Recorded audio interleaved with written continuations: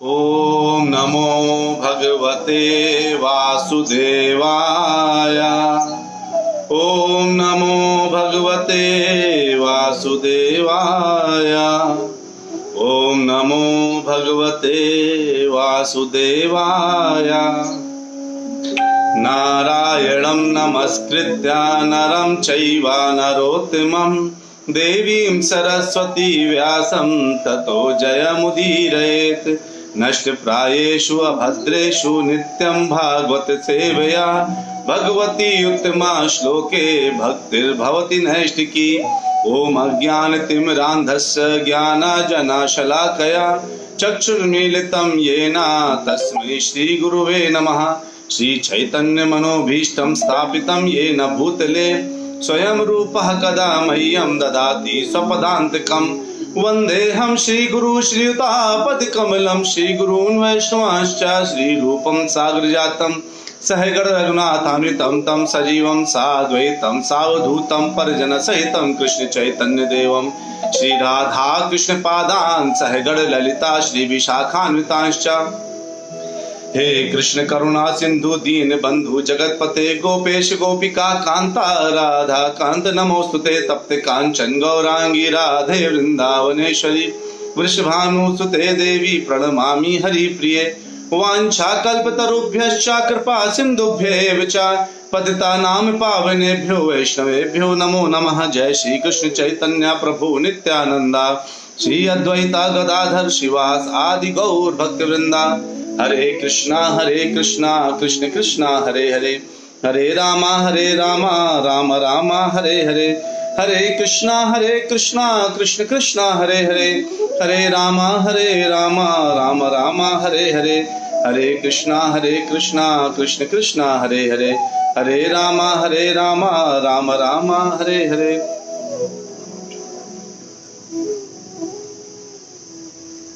हरे कृष्णा। आप सभी प्यारे प्यारे भक्तों का राम कथा में बहुत बहुत स्वागत है। ये राम कथा बस आज के बाद 2 दिन की ओर बचेगी। आज हम सुंदरकांड ले रहे हैं और जो सुंदरकांड है ये बहुत ही महत्वपूर्ण माना जाता है। क्यों? क्योंकि ये सुंदरकांड सुनने वालों को भगवान की भक्ति प्राप्त होती है। और हनुमान जी जिस ढंग से सीता जी के को वचन दे के आए कि वो रामचंद्र से मिलवाएंगे, वैसे भगवान अपने भक्तों को वचन दे, वैसे ही भगवान के भक्त हम भक्तों को वचन देते हैं कि वो भगवान से हमको मिलवाएंगे। तो सारे कांड महत्वपूर्ण है और बिल्कुल रामचंद्र जी की कथा का एक छंद भी किसी ने अगर ध्यान से सुन लिया तो उसके अंदर शुद्धता आने लगती है। आप तो पूरी राम कथा सुन रहे हैं। तो अभी जो सुंदरकांड है, अब सुंदरकांड शुरू हो गया है। यहाँ पर हनुमान जी को अपनी शक्ति का पूरा अंदाजा लग गया है और उनको इतना शक्ति का अंदाजा लग रहा है कि अब तो वो जो है खुद अकेले ही पूरी लंका को रावण समेत उजाड़ सकते हैं और सच में उजाड़ सकते हैं। उनको बहुत शक्तियां प्राप्त हैं। ब्रह्मा जी का वरदान है, क्यों? इंद्र जी का वरदान है, पवन देव का वरदान है, जितने भी देवी देवता है सबका वरदान उनके साथ है। क्यों? क्योंकि वो भगवान राम के अनन्य भक्त हैं, इसलिए उनको ये वरदान है। हम लोग सोचते हैं कि हम इन देवी की पूजा कर ले, उन देवता की पूजा कर ले, हम देवी देवता को ढूंढते हैं। लेकिन हनुमान जी इसका बहुत बड़ा उदाहरण है कि जब हम भगवान कृष्ण और भगवान राम की जब भक्ति करते हैं तो अनन्य भक्ति जब करते हैं तो सारे देवी देवता अपने मन से हमारी मदद करने लगते हैं। अभी आप देखेंगे कैसे। अब हनुमान जी बिल्कुल महेंद्र पर्वत पे चढ़ गए हैं और अपनी पूरी, जैसे नहीं जब आप छलांग लगाने वाले होते हैं, बहुत लंबा छलांग लगाने वाले होते हैं, तो क्या होता है बिल्कुल पीछे की तरह झुकते हैं, अपने पैर को दबाते हैं। और हनुमान जी ने पूरा विशालकाय शरीर कर लिया है, बहुत विशालकाय कर लिया है, बिल्कुल शरीर ऊंचा सा हो गया उनका।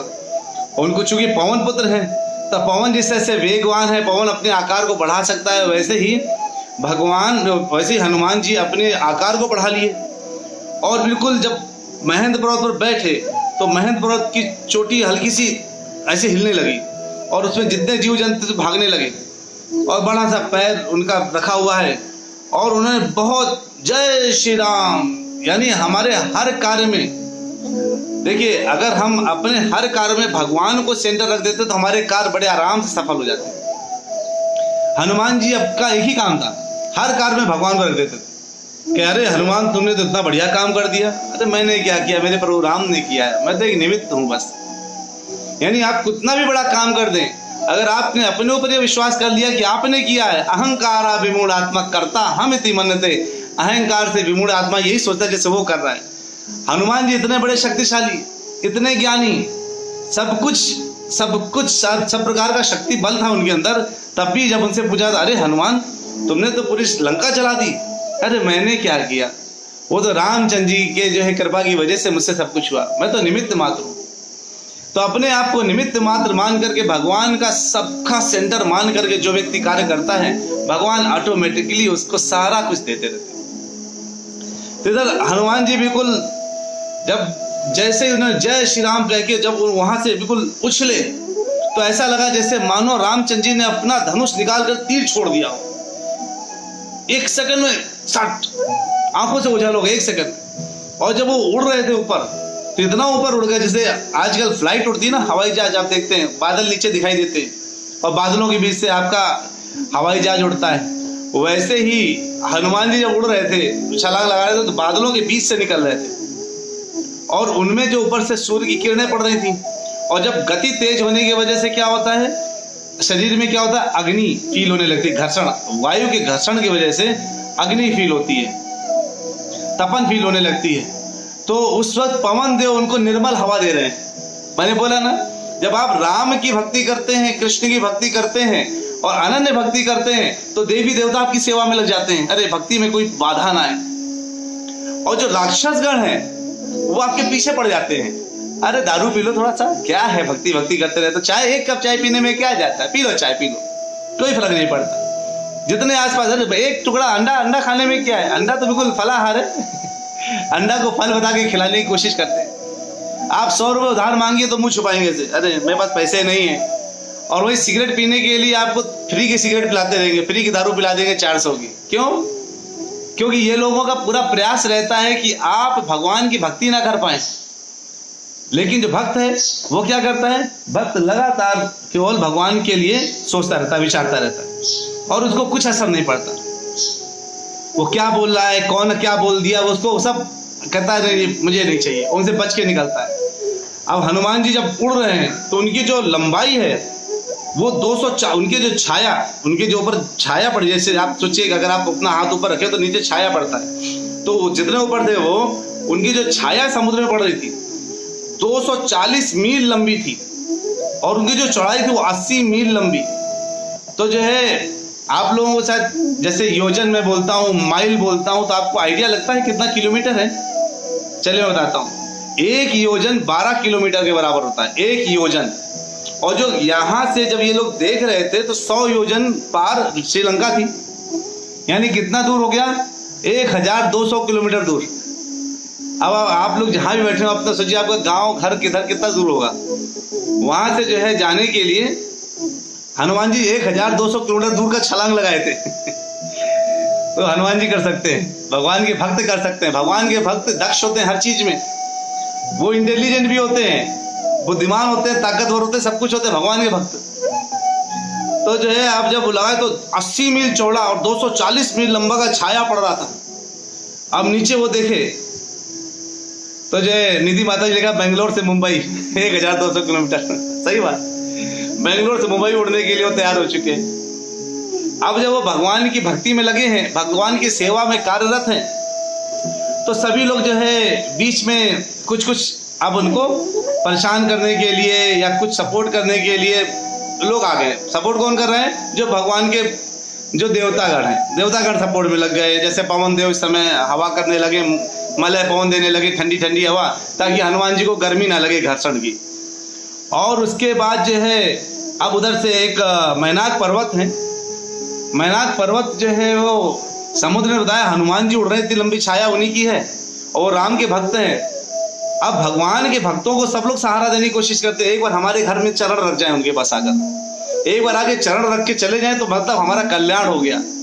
तो जो गृहस्थ लोग हैं जो एक्चुअली बहुत भक्ति नहीं कर पाते हैं, वो भक्तों को अपने घर में बुलाते हैं। क्यों? ताकि जब भक्त आएंगे तो उन भक्तों से कुछ पुण्य गृहस्थों को मिल जाते हैं और वो गृहस्थ उस पुण्य को लेकर के क्या कर पुण्य अर्जित मिलते हैं और उन पुण्यों के द्वारा वो आगे का काम चलाते हैं। क्योंकि वो गृहस्थ लोग क्या होते हैं, केवल अपने इंद्रिय तृप्ति में लगे रहते हैं। अब जब केवल इंद्रिय तृप्ति में लगे हुए हैं तो क्या होता है, पुण्य लगातार क्षीण होता रहता है, लगातार क्षीण होता है। तो कहते हैं कि जैसे जैसे आप भले खूब भोग रहे हो तो लेकिन क्या होता है, क्षीणे पुण्य मर्त्य लोकम विशंति, धीरे धीरे जब पुण्य क्षीण होता है तो लोग स्वर्ग लोक से मर्त्य लोक में जाते हैं। फिर तो गृहस्थ लोग अपने घर में कमाते हैं, लेकिन एक दिन अचानक क्षीण पुण्य होता है, वो पुण्य जो क्षीण हो जाते हैं तो जाकर के वो फिर से पैसों की किल्लत आ जाती है, बीमारी आ जाती है, ये सब आने लगता है। तो ब्राह्मणों को बुलाते हैं, उनसे पूजा करवाते हैं, वैष्णव को बुलाते हैं, उनसे पाठ करवाते हैं, भागवत कराते हैं, गायों को दान देते रहते हैं, बीच बीच में सब गायों के लिए दान देते हैं, ब्राह्मणों के लिए दान देते हैं, ऐसे करते हैं वो लोग ताकि उनके पुण्य बचे रहें और आगे उन पुण्यों से आगे के काम चलाते हैं।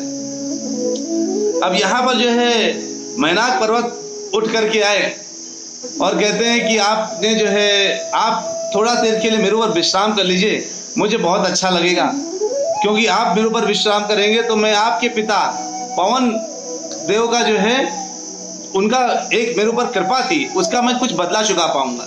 कहते हैं आप कृपया मेरे ऊपर आराम कर लीजिए। तो अब ये कहाँ है, हनुमान जी उड़ रहे हैं और जो है मैनाक पर्वत ऊपर उठ चुके हैं अपनी जमीन समुद्र तल से ऊपर। लेकिन हनुमान जी ने क्या बोला, जब हनुमान जी पहले ऊपर उठ रहे थे तो हनुमान जी देखा ये क्या लगता है, बीच में कोई अवरोध आ रहा है। हनुमान जी ने अपने सीने से उस पत्थर को जोर से मारा और फिर जो मैनाक पर्वत नीचे चला गया। तो मैनाक पर्वत देखा, वाह क्या शक्तिशाली हनुमान है। फिर ऊपर आके उन्होंने हाथ जोड़ करके प्रार्थना करी कि कृपया एक बार आप आकर यहाँ थोड़ा विश्राम कर लें। तो हनुमान जी कहते हैं मैं राम भक्त हूँ, मैं राम का सेवक हूँ, और भगवान का सेवक विश्राम नहीं करता। क्यों? तो विश्राम करने से क्या मिलता है, आराम मिलता है, आनंद मिलता है, आराम मिलता है विश्राम करने से। लेकिन जो भगवान का अनन्य भक्त है, सेवक है, उसको भगवान की सेवा करने में इससे ज्यादा आनंद मिलता है, उसको थकावट नहीं लगती। और मैं इस समय भगवान की सेवा में निकला हूं तो मुझे थकावट कहां से लगेगी, मैं बिल्कुल जा रहा हूं, लेकिन आपने मुझसे विनती करी तो मैं छू करके आगे चला जाता हूं। अब वो जब जा रहे हैं तो जा किस तरफ रहे हैं, लंका की तरफ जा रहे हैं। तो अब हनुमान जी अपनी शक्तियों का कितना शक्ति याद है, कितनी बुद्धिमत्ता है उनमें, कितना ये सब चेक करने के लिए क्या होता है बीच में, क्योंकि लंका जा रहे हैं और लंका जाकर के उनको बहुत संघर्ष करने हैं। तो उनकी परीक्षा के लिए ऋषिगण, देवता तथा गंधर्व सभी लोग क्या करें, सभी कहाँ गए, नागों की माता सुरसा के पास गए। और सुरसा को क्या वरदान था कि अगर वो किसी को देख ली, किसी के ऊपर अगर सामने खड़ी हो गई तो उस व्यक्ति को उसके मुंह के अंदर जाना ही पड़ेगा। ये ब्रह्मा जी का वरदान है सुरसा को। अब सुरसा ऊपर आगे खड़ी होगी, हनुमान अब उसने बड़ा सा मुंह खोल लिया, 10 योजन का मुंह खोल लिया बड़ा सा। अब उसने 10 योजन मतलब 120 किलोमीटर का मुंह खोल लिया अपना, 1 योजन मतलब 12 किलोमीटर। अब 120 किलोमीटर का मुंह ऐसे करके खोले खड़ी है, हनुमान जी उधर से आ रहे हैं। हनुमान जी कहते देवी तुम कौन हो? हनुमान जी भी बहुत बड़े हैं साइज के, तुम कौन हो? कहते तुम्हें मेरे मुंह के अंदर आना पड़ेगा। मुझे तुम्हारे मुंह के अंदर क्यों आना पड़ेगा? मुझे किनारे से, मैं राम की सेवा के लिए निकला हूं, मुझे डिस्टर्ब मत करो। मैं भगवान की भक्ति कर रहा हूं इस समय। तो जब अगर कोई आपको बीच में भगवान की भक्ति में कोई भी डिस्टर्ब करे तो आप उसको बोलो कृपया जो है आप सुरसा की तरह कार्य ना करें, हमारे लिए हमको भगवान की भक्ति करने दें अच्छे से, क्योंकि भगवान की भक्ति करके ही सब कुछ मिलेगा। परम सुख की प्राप्ति केवल भगवान की भक्ति से ही हो सकती है। बाकी छोटे मोटे सुख के पीछे कौन भागेगा? अरे जिसको हीरा मिल रहा वो कांच का अगर आपको एक कोई हीरे की अंगूठी दे और एक कांच की अंगूठी दे तो आप कौन सी अंगूठी एक्सेप्ट करेंगे? हीरे की अंगूठी एक्सेप्ट करेंगे। तो जो है अगर भगवान की भक्ति में हीरे जैसा आनंद है तो हम कांच का क्यों लेंगे? और सुरसा से कहता है कि मुझे जो है मुझे जाने दीजिए, सेवा करने दीजिए, परेशान मत करिए। सुरसा ने कहा नहीं, मुझे ब्रह्मा जी का वरदान है, मेरे मुंह के अंदर तो तुम्हें आना ही पड़ेगा। हनुमान जी ने अपना और बड़ा शरीर कर दिया, 20 योजन कर लिया। तो सुरसा ने भी अपना मुंह अपना, जब हनुमान जी ने जब अपना शरीर 20 योजन का किया तो सुरसा ने भी अपना मुंह 20 योजन का कर लिया। वो 30 का किया तो उन्हें 30 का कर लिया, बढ़ा दिया। तो हनुमान जी को लगा ये तो बढ़िया कर रही है। और फिर भगवान हनुमान जी इंटेलिजेंट, उन्होंने कहा ठीक है। जैसे उन्होंने थोड़ा और मुंह बढ़ाया सुरसा ने, हनुमान जी अपने आप को तुरंत इतना छोटा सा अंगूठे के बराबर ले आया साइज में, और उनके मुंह में मक्खी की तरह गए, बाहर आ गए। कहते देखो भैया तुम्हारा काम हो गया ना, मुझे लड़ाई नहीं करनी, तुझे टाइम नहीं मेरे पास, जाने दो। सुरसा कहती तुम बहुत इंटेलिजेंट हो। और फिर वो अपने रूप में वापस आई और कहती है तुम जाकर के तुम आगे भगवान, इससे मुझे पता चल गया कि तुम अब सीता मैया की खोज करोगे और अब रावण का अंत है। तुम बहुत बुद्धिमान हो हनुमान। हनुमान जी अपनी बुद्धि का भी परिचय दे देते हैं। तो हमेशा बल इस्तेमाल नहीं करना चाहिए, बुद्धि इस्तेमाल भी करनी चाहिए कई बार। तो हमको क्या लगता है हम बहुत बलशाली हैं, लेकिन जो भगवान के भक्त होते हैं वो बुद्धि इस्तेमाल करने में ज्यादा भरोसा रखते हैं। उन्होंने बुद्धि इस्तेमाल करी और आगे बढ़ने लगे।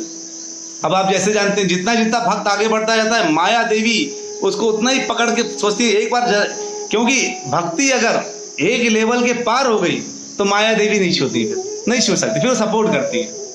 लेकिन अगर एक भक्ति एक लेवल के नीचे है तो बार बार माया देवी खींचती रहेंगे, ये पटकते रहेंगे, लो धोबी पछाड़, लो बहुत भक्ति कर रहे हो तुमको, देखे तुम कैसे जाते हो उधर, क्योंकि उनको आदेश है माया देवी। और इसलिए माया देवी, दुर्गा देवी भगवान से मुंह छुपाती हैं।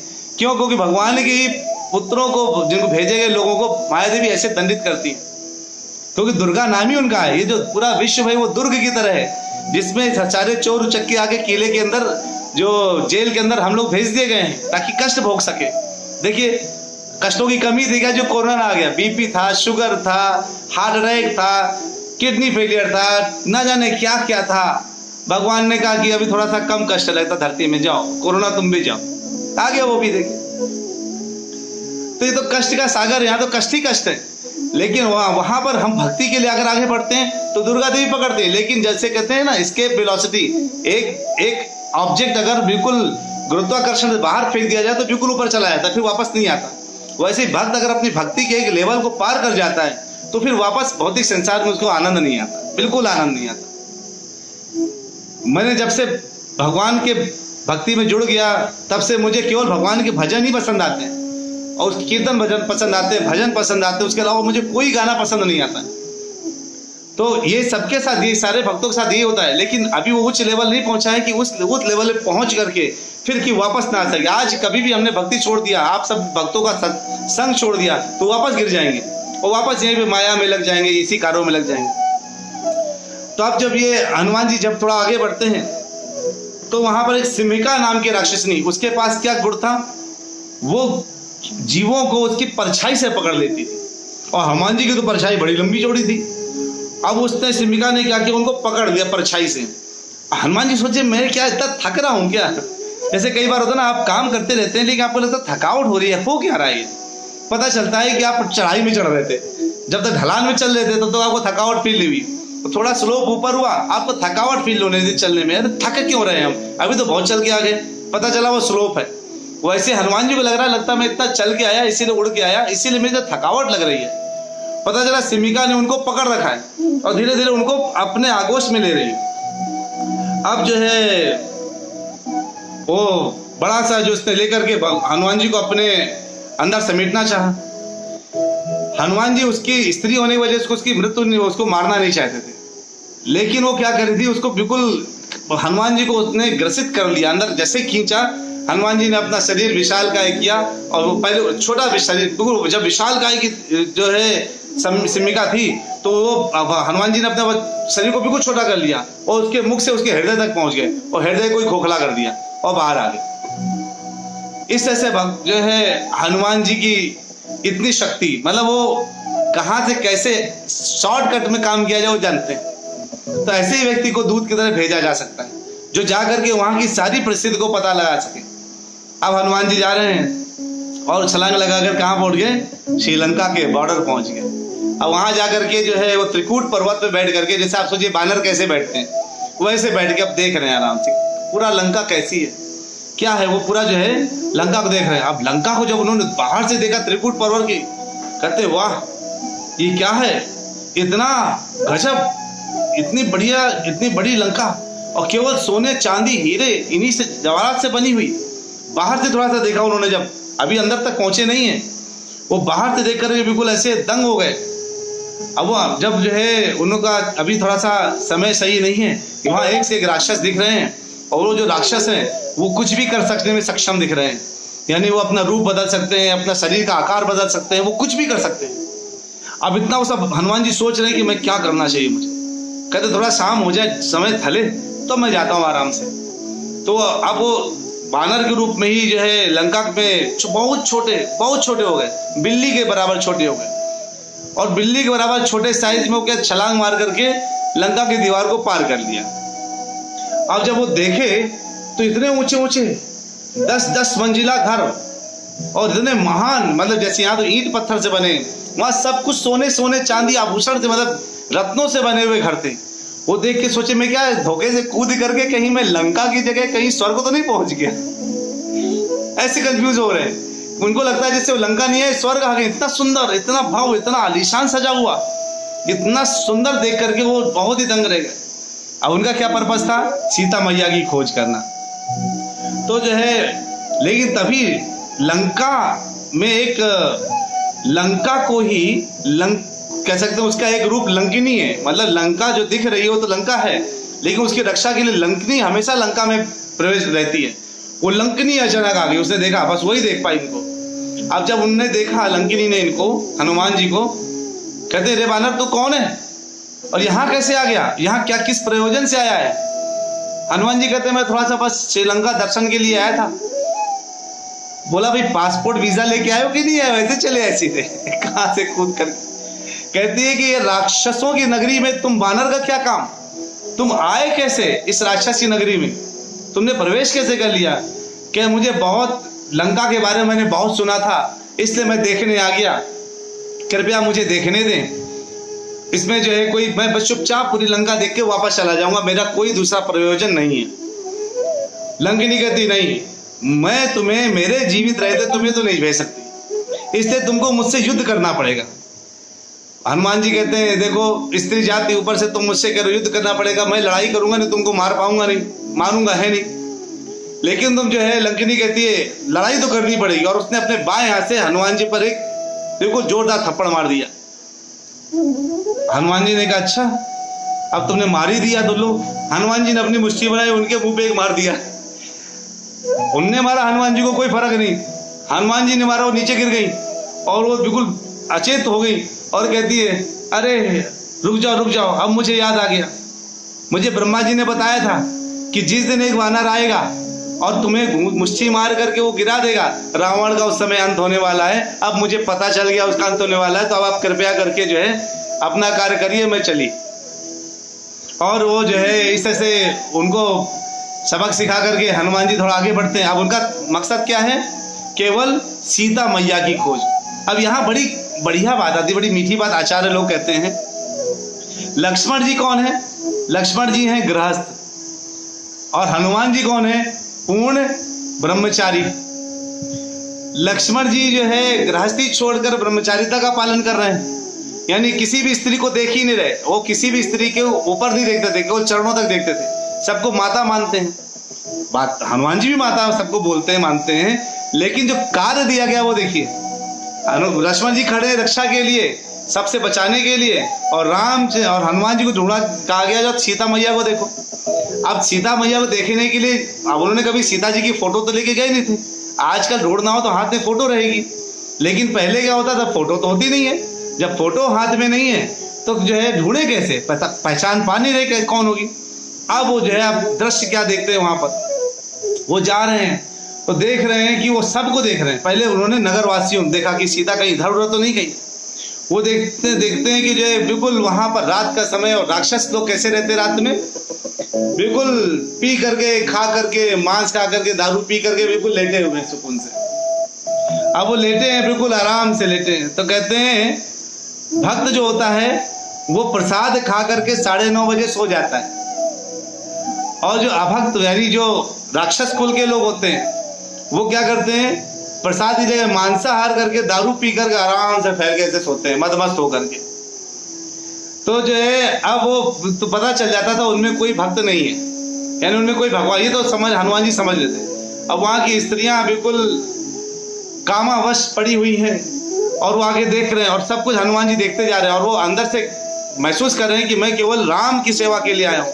तो जैसे मान लीजिए अगर आपकी सोने की अंगूठी कीचड़ में गिर जाए तो आपको ढूंढने के लिए कीचड़ को भी खबवाना पड़ता है ना, निकालना पड़ता है कीचड़ को। वैसे ही तो जो है इसका मतलब ये नहीं कि आप कीचड़ में आकर्षित हो रहे हैं, आकर्षित आप कीचड़ में नहीं हो रहे हैं, आप उस अंगूठी की खोज में। वैसे ही रामचंद्र जी जब हनुमान जी सीता जी की खोज में थे तो ये सब उनको दिखाई दे रहे हैं। कि कैसे लोग कामातुर पड़े हुए हैं, कैसे लोग अंग ऐसे, इधर कपड़े हैं, उधर ज्वेलरीज है, बाल ऐसे बिखरे हुए लोग, स्त्रियां ऐसे पड़ी हुई हैं। उनका मेन फोकस स्त्रियों में था कि वो सीता जी को ढूंढना, एक सीता को, और देख करके आइडिया लगाते थे, नहीं ये सीता जी ऐसे तो नहीं हो सकती, सीता तो ऐसे नहीं हो सकती। वो बाहर से ढूंढते ढूंढते महल के अंदर गए जहाँ रावण की ढेरों रानियां थी। वो रानियां भी विक्षिप्तावस्था में ऐसी पड़ी हुई थी। उनको देख करके उसने बोला ये सीता नहीं, इनमें तो कोई ऐसा सीता जैसा नहीं है। वो हटा हटा के देख रहे हैं कि ये जो मुंह के बल लेटे उनको उठा के देख रहे हैं कि ये सीता तो नहीं है। अब आगे जो है गए, तब उनको एक बहुत सुंदर सी जो है स्त्री नजर आई, बहुत सुंदर, जिसके चेहरे में बड़ी आभा थी, और वो जो है बिल्कुल लेटी हुई थी और रावण के साथ लेटी थी, और वो जो है सो रही थी आराम से, और लेकिन इतनी सुंदर थी। तो उसने बोला, हनुमान जी ने सोचा कि मुझे लगता है कि यही सीता हो सकती है, क्योंकि इतनी सुंदरता मैंने इन्हीं में, इतनी सुंदरता की मैंने तारीफ सुनी है कि सीता जी इतनी सुंदर है। वो लगातार ऐसा प्लान सोच रहे और बड़े अंदर से खुश होने लगे, पूछ उछलने लगे, मैंने सीता पा लिया, मुझे सीता मिल गई। फिर लेकिन थोड़ी देर बाद उनको ऐसा समझ में आया कि ये सीता जी जो है सो रही हैं, ये देख, और साथ में क्या है कि ऐसे इनके साथ सो रहे हैं, मतलब रावण के साथ सो रही हैं, और उनमें कोई दुख नहीं है। ये सीता नहीं हो सकती, ये कोई और होंगी, लेकिन सीता नहीं होंगी। तो सीता है कहाँ कि जो है वो तो बिल्कुल बहुत, अब उनको लगने लगा कि सीता नहीं है तो क्या सीता को तो मुझे पूरे नगर में नहीं दिखी, पूरे महल में नहीं दिखी, हर एक कक्ष को देख डाला मैंने, कोई कक्ष में नहीं दिखी, तो एक्चुअली भी सीता कहाँ पर है। अब वो जो है विचार करने लगे कि सीता कहाँ मिलेगी। अब वो जो है ढूंढ करके जो है, अब उन्होंने सोचा मैं अब उन इलाकों में जाऊंगा जो मैंने अभी तक देखा नहीं है। काफी इलाका ढूंढा, अब वो जा करके बिल्कुल थक गए, उनको लग गया कि अब तो लगता है सीता जी नहीं बची, इन्होंने मार के खा लिया होगा, तो सीता जी मानी नहीं होंगी। तो रावण तो वैसे भी मांसाहारी जीव भक्षी है, खा लिया होगा इसने, और जाके बैठ गए, इसे चिंतन करने लगे कि मैं क्या करूं। अब मैं ये बताऊंगा जाकर के कि सीता जी नहीं मिली है वहां पर, और लेकिन जो है और तो रामचंद्र जी ये सुन करके आत्महत्या कर लेंगे, रामचंद्र जी आत्महत्या कर लेंगे तो लक्ष्मण आत्महत्या कर लेंगे, फिर भरत जी कर लेंगे, शत्रुघ्न कर लेंगे, सब के सब चले जाएंगे, तो फिर सब, और उनको देख करके पूरी जनता चली जाएगी, तो कितना ये सब सोचने लगे। लेकिन तभी उनको याद आया, अरे संपादी ने तो बोला था कि वो दूर से 100 योजन देख सकते हैं। संपादी आपको पता है ना, जटायु का भाई जो लास्ट में मिला था, जिसने बताया था कि रावण लेके गया है, तो वो दूर से देख सकते हैं। और उन्हें बोला था कि मैं लंका भी देख पा रहा हूँ, लंका में बैठी सीता को भी देख पा रहा हूँ, तो मतलब सीता तो होनी चाहिए। उनको अचानक कॉन्फिडेंस आया, हाँ सीता मतलब होंगी, पक्का सीता जी यहीं पर है। अब वो जो है देखियो दूर से उनको नजर पड़ी तभी कि एक अशोक वाटिका में नजर पड़ी। कहते हैं, मैंने आपको बताया था ना, अशोक वाटिका मतलब और शोक, जहां शोक नहीं है। क्यों शोक, अब नाम उसका अशोक वाटिका है, लेकिन आचार्य लोग क्या बोलते हैं कि जब सीता जी लगातार निरंतर भगवान राम को याद कर रही हैं, तो जो भक्त लगातार भगवान को याद करता है, हृदय में लगातार राम राम राम राम कृष्ण कृष्ण कृष्ण कृष्ण ऐसा करता रहता है, उसको कभी भी दुख नहीं आता, शोक नहीं आता। तो कहेंगे ऐसा प्रभु जी, अच्छा यानी जो भक्त है क्या उसको कोरोना नहीं होगा, जो भक्त है क्या उसको बीमारी नहीं आती, बुखार नहीं आता? ऐसा कोई भी व्यक्ति नहीं है इस दुखालय में शाश्वतम में, यानी दुख के आलय में आकर के, जहां पर उसको दुख ना हो। पक्का उसको भी दुख होता है, लेकिन एक अंतर होता है। जैसे आप रोड में चल रहे हो और बड़े गड्ढे हैं रोड में इतने गड्ढे हैं कि आप उन गड्ढों में क्या कर रहे हैं, अपने किसी ऐसी गाड़ी चले, मान लीजिए रिक्शे से जा रहे हैं जिसमें आपके पास शॉकर्स नहीं है, तो गड्ढों में क्या लगेगा, बड़े झटके लगते हैं और बहुत दुख होता है, इतने बड़े बड़े गड्ढे हैं। लेकिन वही एक महंगी गाड़ी में अगर आप चल रहे, महंगी कार के अंदर जा रहे हैं और वही गड्ढे आते हैं, तो वो बड़े आराम से वही गड्ढे ऐसे निकल जाते हैं कि आपको पता नहीं चलता। तो भक्तों की जिंदगी ऐसी ही है, उनके जीवन में भी कष्ट आते हैं, लेकिन वो उनके जीवन में जो कष्ट आते हैं ना, वो उन्हीं गड्ढों की तरह है कि वो रास्ते में है, लेकिन वो उतने आराम से उन दुखों से पार हो जाते हैं, उनको पता भी नहीं चलता दुख कब आया और दुख कब चला गया। तो इधर जो है सीता जी लगातार राम का चिंतन लगातार कर रही हैं। अब वो लगातार चिंतन कर रही है, इसलिए 10 महीने हो चुके हैं, 10 मास। और रावण ने कितना समय दिया था कहता मैं तुम्हें 1 साल का समय देता हूँ, 12 मास का समय देता हूँ, अगर तुम नहीं मानी तो मैं अपने कुक से बोलूंगा, कुक से आकर के कि जाओ तुम्हें ला करके पका दे और हम लोग आके खा लेंगे। तो कई लोग सोचते हैं कि रावण तो इतना सीधा, देखो आजकल देखो लोग क्या करते हैं, बलात्कार कर देते हैं, लेकिन रावण ने ऐसा बिल्कुल नहीं किया। उसने लगातार सीता मैया को मनाने की कोशिश करता रहा। उसके बाद जो है और अभी तक उसने जिद नहीं किया, कर सकता चाहता तो भोग सकता था। तो उसके लिए ऐसा नहीं कि रावण बहुत महान था। एक पंचकस्थली करके एक अप्सरा थी, जिसको रावण ने क्या किया था, छेड़ दिया था, और छेड़ने के बाद उसको भोगना चाहा और फिर उसको भोग भी लिया। तो उसको इतनी परेशानी हुई कि उसने जो है जब उसको इस चीज को देखा तो ब्रह्मा जी ने रावण को एक श्राप दे दिया कि तुम अब किसी भी स्त्री को बिना उसकी इच्छा के अगर भोगोगे तो तुम भस्म हो जाओगे। इस डर से जो है रावण कभी सीता मैया को भोगने की जो है उस भोगने के विचार भी नहीं लाता था। विचार था मतलब ये कि मैं भोगूंगा, लेकिन भोगने के लिए बल का उपयोग नहीं कर सकता था। तो लगातार जो है उनको मनाने की कोशिश करता रहा और राक्षसी को बोला कि धमकाती रहो। अब वो जो है उधर गए, जब हनुमान जी देखे अशोक वाटिका में बैठ गए एक आम के पेड़ के ऊपर। अब बैठ के देखते हैं सीता मैया एक ऐसी स्त्री देखी जो बिल्कुल दुखी है, गालों में केवल पानी है आंसुओं के रूप में। अब जब सीता मैया यहाँ लाई गई थी तो एक और घटना घटी थी, जिसमें जब लाई गई थी तो इंद्र ने जो है सोचा कि उनको खीर दे दी जाए, ऐसी एक कुछ खिलाए, क्योंकि सीता यहाँ पे आके खाएंगी पिएंगी कुछ नहीं और वो जल्दी मृत्यु को प्राप्त हो जाएंगी। ऐसा हुआ तो जो पूरा विघ्न आ जाएगा। तो इंद्र ने उनको एक कटोरी में खीर ला के दिया, तो उनको लगा कि जैसे ये इंद्र नहीं है, ये कोई राक्षस है जो खीर ला के खिला के मारना चाहता है। तो जब इंद्र ने अपना रूप दिखाया और बोला कि आप इसको खाइए, इसको खाने से आपको कभी भी अंदर से भूख नहीं लगेगी पूरे, और आपके अंदर पूरा वही शक्ति बनी रहेगी। वो खीर खा लिया था सीता मैया ने, तो इस वजह से उसके बाद उन्होंने पूरा उपवास में थी। तो सब लोग बहुत कोशिश की उनको खिलाने पिलाने के लिए, वो कुछ नहीं खाती पीती थी। और जो उनको वस्त्र आभूषण वगैरह तो जो है दे दिए गए थे, तो जो बिल्कुल हमेशा चमकते दमकते थे, तो जो है अनुसुईया ने दिए थे, अगर आपको याद, हमने बताया था। तो इसकी वजह से उनको वो जो है कभी भी वो, लेकिन जिस ढंग से बैठी थी वो बहुत दुखी अवस्था में बैठी थी। और दुखी अवस्था में बैठे हनुमान जी समझ गए ये सीता मैया है, क्योंकि उनके जो आभा निकली थी, इतने दुख में भी जो आभा निकली थी वो केवल सीता मैया की हो सकती है। तो जो भक्त होता है वो जब लगातार भगवान का भजन करता है, लगातार भगवान का कीर्तन करता है, उनका स्मरण करता है, तो उसके चेहरे में एक प्रकाश आ जाता है।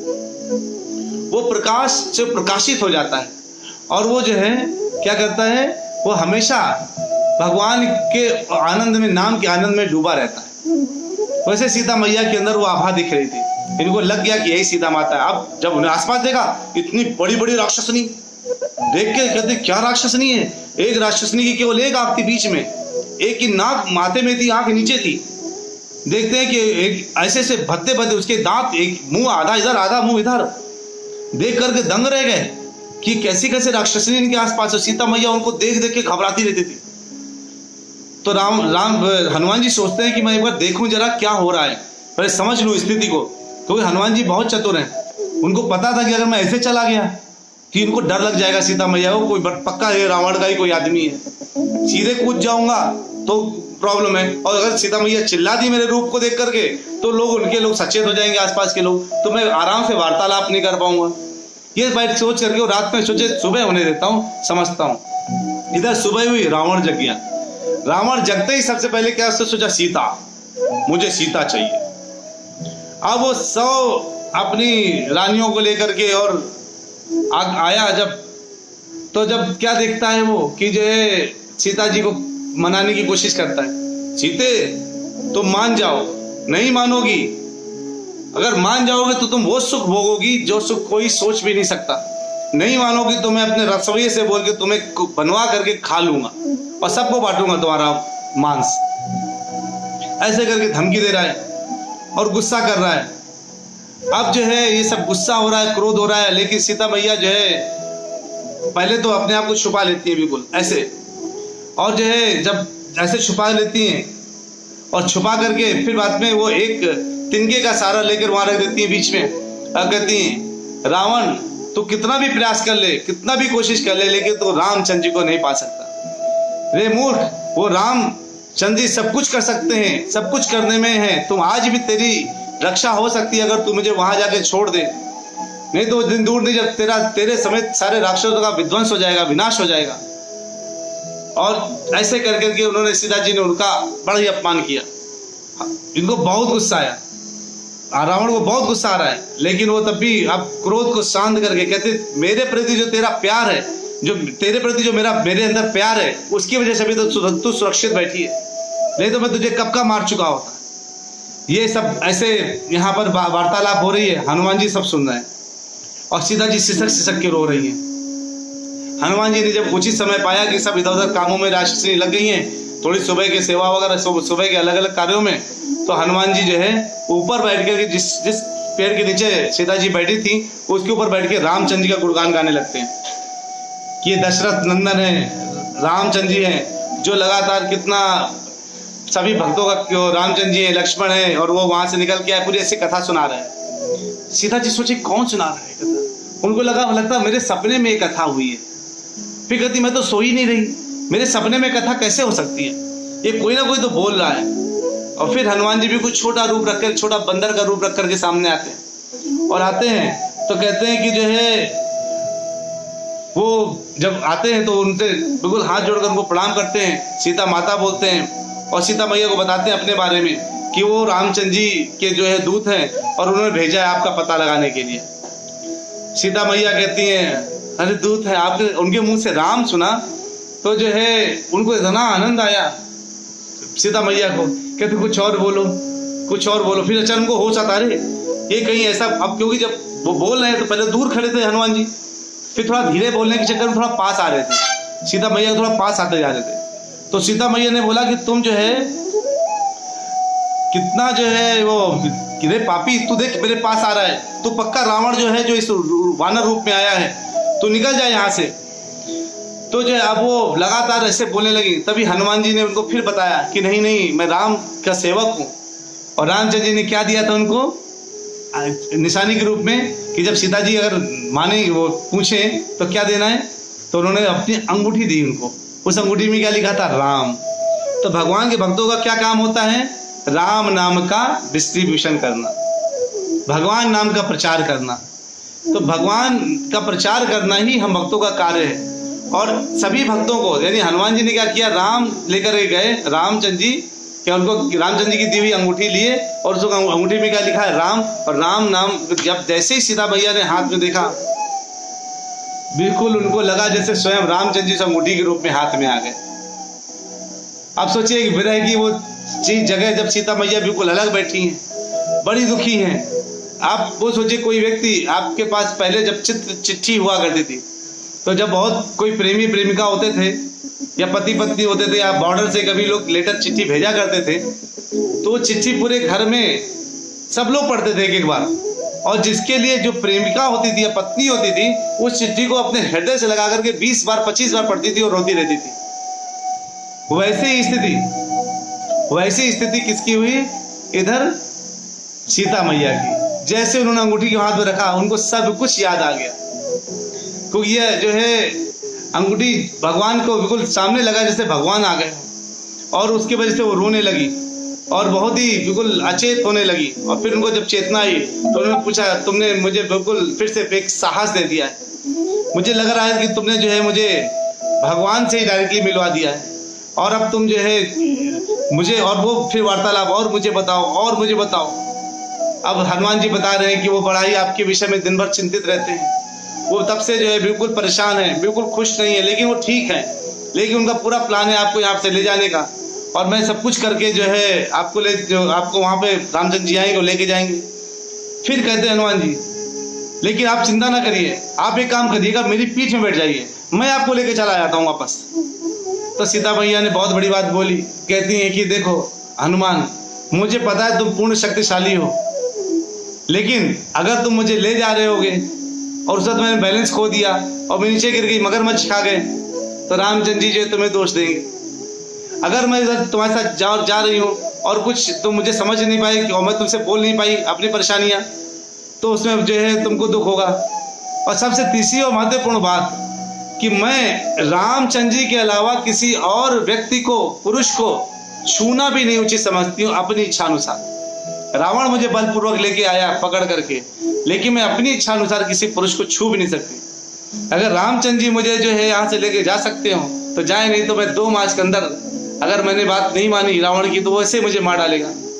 और अगर रामचंद्र जी 1 मास के अंदर नहीं आते हैं, 1 महीने के अंदर, तो मैं खुद अपने प्राण त्याग दूंगी। ये वार्तालाप इतनी अच्छी चल रही है और हनुमान जी को हृदय में बिल्कुल लगा कि ये बहुत कठिन बात है कि अब यहाँ से सीता मैया इतनी दुखी होकर बैठी हैं, तो अब मुझे कुछ ना कुछ जरूर करना चाहिए।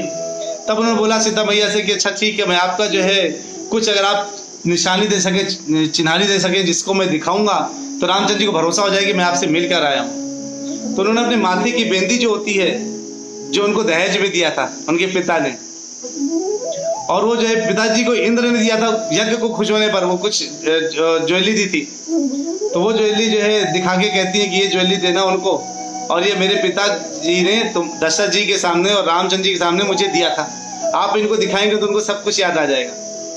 और हाँ, एक बात और बता कहना, कहते हैं कि जो है जब एक बार की बात है, कहते हैं एक कथा मैं सुनाती हूँ, उस कथा को जब आप सुनाओगे तो रामचंद्र जी को केवल वो कथा मैं जानती हूँ और रामचंद्र जी जानते हैं।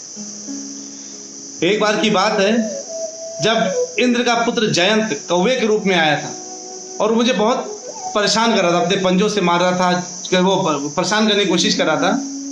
तो जब तक शुरू में रामचंद्र जी को लगा कि नॉर्मल कौवा है जो ऐसे उड़ के आ रहा है, तो वो हंस रहे थे मुझे परेशान होते देखकर। कई बार होता ना कि अगर जो है कोई चिड़िया कौवा अगर आए और आपकी पत्नी के ऊपर ऐसे से बैठने लगे, तो आप पत्नी कह रहे छी छी उड़ रहे चिड़िया, तो आपको हंसी आ जाती है।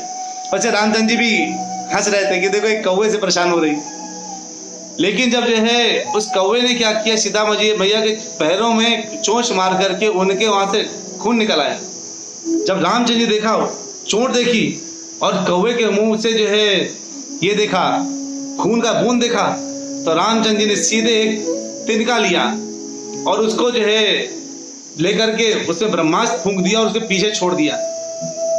वो पूरे इंद्र के पास गया, पिताजी रक्षा करिए। इंद्र कहते तुमने जिससे दुश्मनी ली मैं भी कुछ नहीं करता था भाई, दुश्मनी लेने के पहले देखना था ना कौन है। अब वो ब्रह्मा जी के पास गए, सबके पास गोल गोल घूम करके वापस रामचंद्र जी के पास आए। तब रामचंद्र जी ने जो है उसको माफ किया, लेकिन वो ब्रह्मास्त्र को खाली नहीं जा सकता, इसलिए उसकी एक आंख फोड़ दी। इसलिए कहते हैं आज भी कौवों की एक आंख ही होती है, एक आंख नहीं होती। क्या है कि जो है अब तो कहते सीता मैया, जब एक कौवे ने मेरे पैर में चोट दी थी तो उसको तीनों ब्रह्मांड, तीनों दुनिया के कोने कोने में आपने उसको घुमा दिया था, उसके लिए ब्रह्मास्त्र धारण कर लिया था। ये तो साक्षात रावण मुझको लेकर के आ गया है, क्या मेरे लिए अब कुछ नहीं करेंगे? अब जो है ये बिल्कुल ये बात हनुमान जी को बहुत अंदर तक लगी और कहते हैं ठीक है मैया, मैं जो है इसको सुनाऊंगा, ये मैं जो है अब ये दोनों चिनारियां मैं लेकर के जाऊंगा। लेकिन अब जाने के पहले इन्होंने सोचा कि मैं अगर यहाँ से ऐसे ही चला गया तब उतना फायदा नहीं है, मुझे यहाँ पे थोड़ा सा देखना पड़ेगा कि इनका ताकत कितनी है, इन राक्षसों में बल कितना है, ये थोड़ा समझते हैं। अब सोचिए, अगर कोई अपने इंडिया का आर्मी का एक बंदा पाकिस्तान के बॉर्डर में पार करके चला जाए और वहां सारी केवल पाकिस्तानी सेना खड़ी हो और अकेला ये वीर खड़ा हो, तो सेना क्या करेगी? और ये वीर सोचे मैं तो सबको जो है देखता हूं क्या कर लेंगे, तो वीर सब सेना के आगे उसको पकड़ के अंदर ले जाएगी और या तो उसको मार देगी।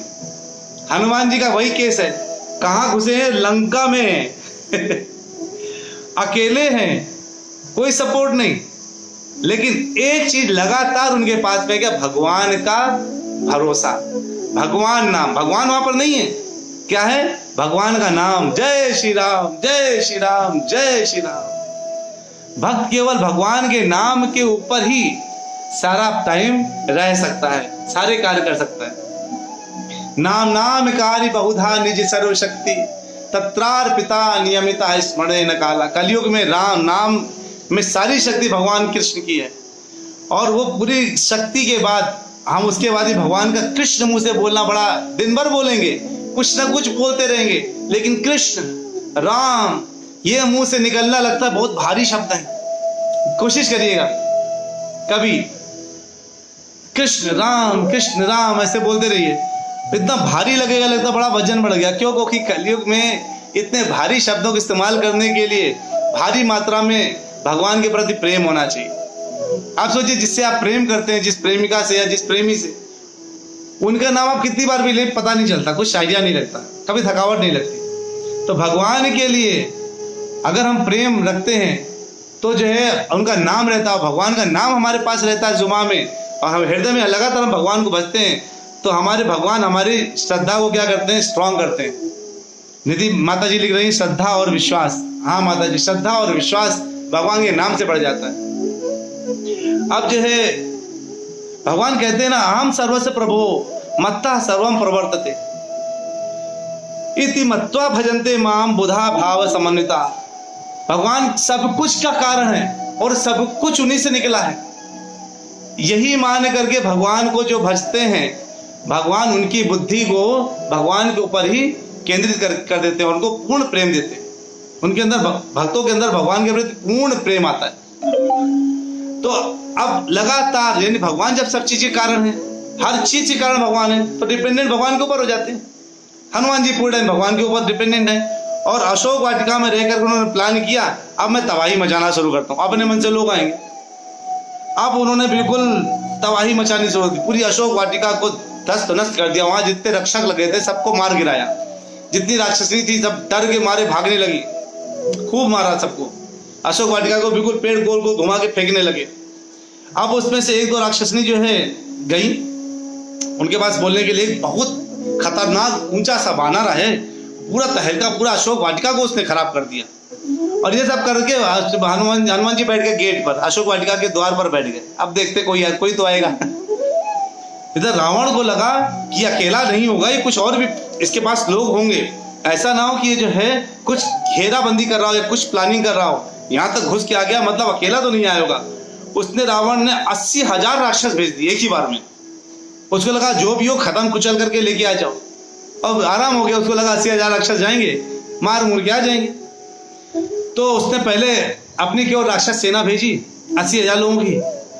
हनुमान जी ने अकेली 80,000 को कि बड़ा रूप करके उनको पैरों से कुचल दिया, हाथ से कुचल दिया, किसी को ऐसे भिड़ा के मार दिया, किसी को पत्थर फेंक दिया, पेड़ फेंक दिए, सब फेंक के मार डाला सबको। अब ये समझ नहीं पाया, इसको लगा क्या हो गया, ये रावण को 80,000 लोगों मार दिया, ये कितने लोग हैं? कह रहे वो अकेला है। वो तो कुछ राक्षस भाग के बच गए, अरे अकेला एक ही है, वो वानर है, कौन है पता नहीं, राक्षस है कि देवता है कि कौन है, अकेला ही सबको मारने में लगा हुआ है बिल्कुल। अब इन्होंने बोला अच्छा, तो उन्होंने फिर अपने एक मंत्री प्रहस्त के बहुत शक्तिशाली पुत्र है जम्बूमलि, उससे बोला तुम जाओ अपनी सेना लेकर। जम्बूमलि अपनी सेना लेकर के आया। हनुमान जी ने उसको बिल्कुल उठा करके, बिल्कुल वो आया, जैसे उसने बरसार करने लगी तीर के, हनुमान जी ने उठा के बिल्कुल उसको उठा के पटक दिया, और जो है उसके सब कुछ रथा तोड़ दिया। अब उसको भी जो है मार दिया, वही मर गया। अब ये रावण को समझ नहीं आया कि इतना शक्तिशाली को ही मार दिया। अब वो धीरे धीरे लेवल बढ़ा रहा था, पहले केवल सैनिक भेजे, दोबारा में जम्बूमलि भेजा, फिर उसने अपने दूसरे मुख्यमंत्री के 7 पुत्र को सेना सहित भेज दिए। अब 7 पुत्रों को हनुमान जी ने बड़े आराम से पटक पटक के जो है मारा। अब ये हनुमान जी अकेले, हनुमान जी को क्या अच्छी बात है कि वो अजय हैं, उनको कोई जीत नहीं सकता मारे नहीं जा सकते, कोई शस्त्र उनमें काम करना नहीं था, उनको तो कोई फर्क पड़ नहीं रहा था, तो पीटने में लगे थे सबको। रावण के पसीने छूटे जा रहे हैं। अब रावण ने कहा कि ये तो जो है बहुत खतरनाक हो गया। फिर उसने अपने सबसे शक्तिशाली जो 5 सेनापति थे, जिनको विशेष युद्ध के लिए भेजा जाता था, उन 5 को जो है उसने भेजा। उसमें से एक था दुर्धर। दुर्धर ने क्या किया कि 5 वाण एक साथ चला दिए, तो जो है हनुमान जी के आगे माथे में लग गए, यहाँ लग गए और कंधे में लग गए। हनुमान जी को बहुत गुस्सा आया, उन्होंने जो है उनके बिल्कुल अपना शरीर बिल्कुल बढ़ाया और उसके रथ में जाके उसी के ऊपर कूद गए। जब उसके ऊपर कूदे तो ऐसा लगा कोई पहाड़ किसी व्यक्ति के ऊपर कूद गया, तो कूद के ही मार दिया उसको। ऐसे करके जो है एक एक करके 5 सेनापतियों को मार दिया। तब जो है एक रावण का पुत्र है अक्ष से को तब देखा, अक्ष ने उनको बिल्कुल बिल्कुल जी पिताजी, सीधे देखते जी पिताजी हो गया। अब अक्ष क्या था, रावण के पुत्र बहुत बलशाली थे, उसके पास उड़ने वाला रथ भी था जो उड़ सकता था, उसके पास बहुत शक्तियां भी थी। रावण जी के वो जब पुत्र गया तो उसने ऊपर से सैकड़ों हजारों तीर भेजना शुरू, बारिश कर दी तीरों की। हनुमान जी की इधर लगा, माथे में लगा।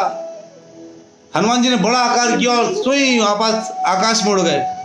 बिल्कुल बानर क्या करते, जैसे बानर कुछ सामान लेके भागते तो कैसे भागते हैं, सट सट भागते हैं। हनुमान जी वैसे ही बिल्कुल उड़े और पीछे से यही तक अक्ष आ जाता है। अक्ष से आकर पीछे से उनको बिल्कुल भयंकर चोट देने की कोशिश करता है और हनुमान जी बिल्कुल डिसअपियर। और फिर उसके बाद जो है बिल्कुल इधर से उधर हो गए। फिर अक्ष लगातार, और जब डिसअपियर हो गए सडनली अक्ष ने एक ऐसा तीर मारा जो उनके हनुमान जी का सीधे सीने में आके लगा। हनुमान जी को लगा कि ऐसे तो मानेगा, मैं इसको छोटा सोच के तब से छोड़ रहा हूँ, सोच रहा हूँ ये इतना छोटा है, आ गया है बच्चा, इसको मैं छोड़ देता हूँ, और इतना शक्तिशाली है, क्यों इसको मेरे हाथों मरना पड़े। लेकिन लगता है ये मानेगा नहीं। फिर हनुमान जी ने वहीं से पहाड़ उठाया, उसके ऊपर फेंक दिया, पत्थर फेंकने शुरू कर दिए। पेड़ फेंका तो उससे रथ टूट गया, इधर टूट गया, और फिर उसको ऐसे पकड़ करके जमीन में 100 बार पटका, तड़ तड़ तड़ तड़ तड़, उसके अंग भंग हो गए। तब रावण ने इंद्रजीत को भेजा। इंद्रजीत ने पहले तो बारिश कर दी बाणों की, हनुमान जी तो उधर उड़ गए। उसके बाद लग गया कि इनको तो बाणों से तो नहीं मारा जाता, क्योंकि इसके शरीर में लग भी रहा है बाण तो कुछ ज्यादा असर नहीं हो रहा। तो उन्होंने क्या किया, ब्रह्मास्त्र फेंक दिया। ब्रह्मास्त्र किस लिए, ताकि उनको बांधा जा सके। अब हनुमान जी को ब्रह्मास्त्र क्या कर रहा है, बांध रहा है, लेकिन हनुमान जी को ब्रह्मा जी ने वर दिया था कि तुम किसी भी चीज से नहीं बंधने वाले, और ब्रह्मास्त्र से मान लो तुमको कोई बांध भी दिया जाए तो कुछ मिनटों में तुम्हारा बंधन खुल जाएगा। तो थोड़ी देर के लिए तो हनुमान जी अचेत हुए, लेकिन अचानक उनको चेतना आई। और अगर ब्रह्मास्त्र से कोई बंधा है, फिर उसको अगर रस्सियों से बांध दी जाए, रस्सियों से अगर बांध दिया जाता है तो क्या होता है, उसका वो जो ब्रह्मास्त्र का असर वो भी खत्म हो जाता है। तो अब जो जितने वहां के राक्षस सेना थी उनको लगा कि अरे अब तो पकड़ में आ गया, तो क्यों ना अब इसको जो है रस्सी से बांध के ले चलते हैं। और हनुमान ने सोचा कि इस समय में उनका बंधन तो खुल गया था, वो चाहते तो बड़ा विशाल रूप रख के सबको मार मोर के भाग जाते, लेकिन अब उनको क्या लग रहा है कि इससे बढ़िया मौका रावण को देखने का तो नहीं मिलेगा। और उन्होंने जो है बिल्कुल बंधना स्वीकार किया, रावण के पास लेके गए। रावण कहता है कि जो है ये तो दूत बड़ा खतरनाक है, इसको मार डालो इसको, और जो है इसको सीधे अभी के अभी मृत्युदंड दे दो। लेकिन मृत्युदंड के पहले मैं जानना चाहता हूं तुम हो कौन, जो इतना आकर के जो है इतना खतरनाक रूप धारण कर लिया, इतना सबको मारने लगे। अब जब जो है इधर इंद्रजीत इनको लेकर आ गया है, सब बांध करके लेके आ गए हैं, अब ये खड़ा हुआ है, तो उसने बोला मैं राम भक्त हनुमान हूं। ऐसे अपना परिचय भक्त जो है अपना परिचय ऐसे देते हैं, मेरे गुरु महाराज ये हैं और मैं ये हूं, मैं कृष्ण भक्त हूं। कहते हैं 2 प्रकार के अहंकार होते हैं, फॉल्स ईगो और ट्रू ईगो। झूठा अहंकार कि मैं फलाना हूं, ढिमाका हूं, मैं इतना बड़ा जो है इंजीनियर हूं, मैनेजर हूं। लेकिन ट्रू ईगो क्या है, मैं भगवान कृष्ण का भक्त हूं, मैं उनका दास हूं, उनकी सेवा करता हूं, ये ट्रू ईगो है। अब इस ट्रू ईगो को लेकर के व्यक्ति रहता है, तो हनुमान जी ट्रू ईगो के साथ थे, मैं रामचंद्र जी का दास हूं। और तुम जो मूर्खतावश जो सीता को लेके आ गए हो, तुम सीता लेके नहीं आए, काल लेकर के आ गए हो। रे मूर्ख रावण, इसको तुरंत ही रामचंद्र जी को वापस कर दो और उनके चरण पकड़ लो, ताकि वो तुमको जो है क्षमा कर दें। सोचो, जो रावण ना बलि महाराज से मदद मांगने की जब गया था तो उससे नहीं माना, तो शिव जी ने बोला कि भाई छोड़ दो सीता जी को, उनसे नहीं सुना, तो अब इनके हनुमान की बात कहाँ सुनने वाला था, वो नहीं सुनने वाला था, तो उसी मृत्यु आ रही थी ना। तो कहते हैं हम लोग दोष देते हैं किसको, कि अरे मतलब ये कारण था, वो कारण था। जब काल आना होता तो आना ही, उसके सारे कारण बन जाते हैं अपने मन से। हनुमान जी को जो है, तो फिर उसने बोला, रावण ने, रे मूर्ख वानर, तुझे क्या पता है वो क्या है, वनवासी जंगल में इधर भटक रहा है, उसके तो इतने गुणगान गा रहा है, मेरे सामने आएगा मैं चींटी जैसा उसको मसल दूंगा, विनष्ट कर दूंगा उसको। और रही बात तुम्हारी, अभी तुमको मरवा देता हूं, इसको मार डालो। तो विभीषण ने बोला, अरे भैया इसको नहीं मारो, ये दूत है, कहीं भी नहीं लिखा शास्त्रों में दूत को मारा जाए। हाँ, आप उसको थोड़ा बहुत कष्ट पहुंचा सकते हो, उसके अंग काट सकते हो, ये करके उसको कष्ट पहुंचा सकते हो। तो रावण कहता है इसके वानरों को अपनी पूंछ बहुत पसंद होती है, इसकी पूंछ में आग लगा दो। अब वो पूंछ में आग लगाने के लिए जो है कपड़ा वपड़ा बांध दिया गया और आग लगाई दी गई और उसको नगर चौराहे में घुमाओ। अब हनुमान जी घूम रहे हैं, क्या मुझे देखना है ना नगर, इनकी गलियां कैसी हैं और सुरक्षा व्यवस्था कैसी है, इसको देखने के लिए हनुमान जी चल भी दिए। उधर सीता मैया को एक खबर पता चली कि वो जो हनुमान आया था उसकी पूंछ में आग लगा करके उसको नगर में घुमा रहे हैं। तो सीता मैया ने तुरंत अपने, और अग्नि कौन है? अग्नि सीता मैया के रक्षक है, असली सीता मैया तो वही है। तो उन्होंने बोला कि हे अग्नि देवता, तुरंत अपने आप को ठंडा कर लो, गर्म मत करो। उनको हनुमान जी को पता भी नहीं चलना चाहिए आग लगी है। इधर अग्नि ने अपने आप को बिल्कुल शीतल कर लिया। अब हनुमान जी कंफ्यूज हो रहे हैं, पीछे देख रहे हैं, अपनी पूंछ को बार बार देख रहे हैं, आग लगाए कि बर्फ लगाई है। उनको लग रहा मेरी पूंछ में आग लगी कि बर्फ लगी है, पीछे देख रहे आग लगी है ना कि नहीं लगी। अब बिल्कुल समझ गया कि सीता मैया और रामचंद्र जी की वजह से लगाया। तो सोचिए भगवान के नाम में इतनी शक्ति है, आग तक प्रभावित नहीं करती भक्तों को। प्रहलाद महाराज को जब होलिका लेके बैठ गई गोद में, और होलिका को क्या था आशीर्वाद कि उसको जले, वो आग से नहीं जलेगी, लेकिन प्रहलाद महाराज लगातार केवल भगवान के ध्यान लेते रहे, नाम लेते रहे, और उससे प्रहलाद बच गए और होलिका जल गए। तो जो प्रहलाद नाम से बच गए ना, यानी आग ने प्रहलाद को कुछ नहीं किया, हनुमान जी की पूंछ में आग लगी थी, कुछ नहीं किया। अब हनुमान जी का बहुत हो गया यार, एक भगवान के भक्त का इतना बड़ा, इतना ज्यादा अपमान नहीं, इतना अपमान तक मैंने देख लिया, सारी सुरक्षा व्यवस्था देख ली, गली कूचे सब देख लिए मैंने। अब थोड़ा मैं इनका जो है परेशान करता हूँ। अब वो उछले और वहां से जय श्री राम, और अपना शरीर को बिल्कुल खोल दिया और उछल करके सीधे एक की छत में गए, वहां आग लगा दी, दूसरी छत में गए, वहां आग लगा दी। तो जिस भी जगह भक्तिपूर्ण माहौल नहीं है, जिस भी घर में, वहां आग लगती ही रहती है। आप देखिए वहां कलह होती रहेगी, पति पत्नी से झगड़ता रहेगा, बच्चे लोग माँ बाप की बात नहीं मानेंगे, वहां पर सास ससुर लोग हमेशा दुखी रहेंगे, सास हमेशा बहुओं को परेशान करेंगी, बहू सासों को परेशान करेंगी, ये स्थितियां हमेशा रहेंगी। यानी जो ये आग है ये उस कलह को दिखाता है जहां भक्ति नहीं है, अभक्ति है, जहां पूरे टाइम टीवी में रिमोट बैठ गए, क्योंकि सास भी बहू थी, ये तो पता नहीं कब आता था, मैंने सदियों से टीवी नहीं देखी तो मुझे पता नहीं न्यू सीरियल कौन आ रहा है, लेकिन पहले आया करते थे 12-15 साल पहले। तो ऐसे नए नए सीरियल आते रहते हैं, लोग उनमें लगातार आंख गड़ा के देखते रहते हैं। अब ऐसे ऐसे सीरियल में लोग टाइम वेस्ट करते हैं, तो लोग क्या होता है कि लोग आपस में कलह करते हैं, झगड़ते हैं, क्यों? क्योंकि वहां भक्ति नहीं है। क्या है वहां पर? भुक्ति है, भोग लें, इंद्रिय विषय को भोग लें। जब सीता मैया ने इंद्रिय विषय को भोगने का प्लान किया, रामचंद्र जी से इतना दूर चली गई, सोचिए 1200 किलोमीटर दूर चली गई। जब जो है सीता जी मैया ने केवल एक ही बार सोचा कि मैं इस मृग को, इस सोने वाले स्वर्ण मृग को अपने घर ले जाऊंगी, अयोध्या ले जाऊंगी, इतना ही मन में प्लान किया, उतने में वो रामचंद्र जी से इतना दूर चली गई। और हम तो लगातार भोगने की बात करते, तो कहाँ कितने दूर होंगे आइडिया है। लगातार इंद्रिय भोगों के बारे में सोचते हैं। इधर रामचंद्र जी लगातार जो है सीता मैया को, तो अब हनुमान जी उछले और जगह जगह जाकर के उन्होंने अग्नि लगानी शुरू करी, और लंका धूं धूं करके जल रही है। और जब वो बाहर जाने लगे तो उन्होंने अपनी फिर जाके समुद्र में गए, अपनी पूंछ को जो है आग बुझाई, और जब जाने की सोचा तो उनको लगा मैंने क्या कर दिया, सब त्राही मच गई, इधर आग लग गई, सीता मैया ना जल जाए, अरे वो जल गई तो बहुत मुश्किल हो जाएगा, ये हो जाएगा, वो हो जाएगा। तभी उनको देवताओं ने आगे बताया चिंता न करो, सीता मैया को कुछ नहीं होगा। तो हनुमान जी कहते हैं हाँ, जिनकी कृपा से मुझे अग्नि का एहसास नहीं है, उनको अग्नि का एहसास कैसे होगा, मतलब उनको कुछ होने वाला नहीं है। और ये सबका त्राही त्राही मच गया।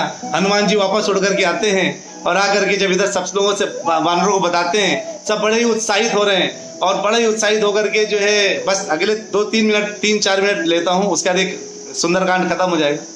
आते हैं तो सब वाह वाह कहते हैं, हनुमान जी की जय हो, हनुमान जी की जय हो। और वो हनुमान जी जो है बिल्कुल इतने खुश हैं, इतने असीम प्रसन्नता में हैं कि अरे वाह सीता जी का पता लग गया, बताओ ना क्या हुआ, बताओ ना क्या हुआ। हनुमान जी ने सबको कथा बताई, सब बड़े उत्साहित होकर के वापस जा रहे हैं। और वापस जाकर के उन्होंने जो है बीच में ऐसे ही मिलता है कि दधिमुख एक उद्यान का रखवाला था, वहां पे उन्होंने खूब सब उखाड़ने लगे मतलब मस्ती करने लगे कि अरे वाह सीता मिल गई, मस्ती करो मस्ती करो। अब तब वहां पे मधुरस पी रहे हैं, ये पी रहे हैं। और तब जो है जब दधिमुख गया सुग्रीव के पास, देखो तुम्हारे वानर लोग आकर के कितना वहां उत्पात मचा रहे हैं, तो सुग्रीव को लग गया कि अगर सीता जी का पता नहीं लगा होता तो इनमें किसी की हिम्मत नहीं थी जो इतना उत्पात मचाए।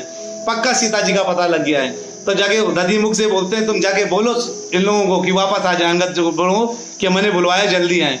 अंगद लोग बिल्कुल हंसते हंसते बल्ले बल्ले करते चले आ रहे हैं, खूब खेलते, और वो बिल्कुल ऐसे लग रहा है जैसे बिल्कुल उनमें इतना उत्साह दिख रहा है। तो उनके उत्साह को देख के लग गया कि सीता मैया का पता चल गया है। और तो रामचंद्र जी भी अंदर से खुश हो रहे हैं, लक्ष्मण जी भी खुश हो रहे हैं। हनुमान जी आते हैं और हनुमान जी उनके बिल्कुल पैरों में गिर करके बोलते हैं सीता मैया का पता चल गया। और ये बोलते ही सब वहां पे इतना बिल्कुल हंसी और बिल्कुल लोग उत्साहित हो जाते हैं, लोग रोमांचित हो जाते हैं, बहुत आनंदमय उनको लगने लगता है, अरे सीता मैया का पता चल गया, अब क्या करना है सीता मैया। तो रामचंद्र सीता और श्री रामचंद्र जी के अंदर उद्गार आ जाते हैं और अश्रुधारा बहने लगती है।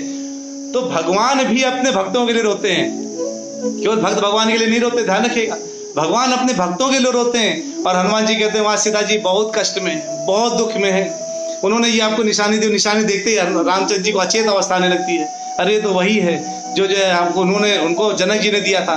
और फिर उन्होंने कथा सुनाई कौवे वाली, तो रामचंद्र जी को भरोसा हो गया कि सीता जी से मिल करके आए। और हनुमान जी से बोलते तुम मेरे हृदय के सबसे करीब हो हनुमान, मैं तुमको जो है तुम जो बोलो मैं तुमको दूंगा। हनुमान जी उनके पैरों में गिर के क्या मांगते हैं, मुझे अपनी अनन्य भक्ति दीजिए। अगर भगवान हमारे सामने हो, हम मंदिर जाते हैं और हम भगवान से केवल ये कहें भगवान मुझे बंगला दीजिए, गाड़ी दीजिए, मतलब भगवान के भक्त नहीं है, भक्त होने का झूठा वो कर रहे हैं। लेकिन उधर हनुमान जी ने क्या कहा, मुझे अनन्य भक्ति दीजिए। और जो अनन्य मतलब ना अन्य, आपके सिवा कोई दूसरा नहीं मेरे जीवन में। जब वो ऐसा कहते हैं तो रामचंद्र जी उनको गले से लगा लेते हैं और ऐसे कह करके उन सबको प्रसन्नता पूर्वक और बहुत तारीफ करते हैं हनुमान जी की। और तारीफ कर करके उनसे ये कहते हैं कि आप हनुमान जी कहते हैं आप शीघ्र हमें कहाँ निकलना चाहिए, युद्ध करने के लिए निकलना चाहिए, क्योंकि सीता मैया लगातार आपका इंतजार कर रही है। वो बोल रही है कि अगर 1 मास तक आप नहीं पहुंचे तो अपने प्राण दे देंगी, ऐसा करके सीता मैया बोले हैं। और अब यहाँ से जो है यहाँ से सुंदरकांड समाप्त होता है। और जो है यहाँ पर बिल्कुल अब सब लोग तैयार हो चुके हैं कि चलो ठीक है अब सीता मैया को वापस लेकर के आना है। और सब लोग अब यहाँ कहाँ बैठे हैं, बड़ा बड़ा चैलेंज आएगा, बीच में समुद्र आएगा, सबको लेके जाना है पार, कैसे लेके जाएंगे। लेकिन सबके पार कराने वाले तो भगवान स्वयं भगवान कृष्ण भगवान राम है। जब भगवान इतने लोगों को पार कराए तो हमको भी भाव सागर से पार कराएंगे। तो बहुत बहुत धन्यवाद, आप सब लोगों ने बहुत ध्यान से सुना और हमें उम्मीद है कि आपको बहुत आनंद आया होगा कि भगवान की कथा तो बहुत आनंदमयी होती है। आप उस कथा को खूब आनंद लीजिए और अपने आप को हृदय में लगातार भगवान और कृष्ण के नाम का उच्चारण करते रहिए। भगवान आपको हर प्रकार का बल देंगे, संबल देंगे, हर दुखों से दूर करेंगे। तो जो है अब एक बार जोरदार हरे कृष्ण महामंत्र के साथ अलविदा लेंगे और कल मिलेंगे हम लोग युद्ध कांड में, ठीक है। और युद्ध कांड में देखेंगे क्या करते हैं श्री राम। चलिए जोरदार हरे कृष्ण महामंत्र करते हैं, हरे कृष्णा कृष्ण कृष्णा हरे हरे, हरे राम राम राम हरे हरे। हरि बोल, हरे कृष्ण।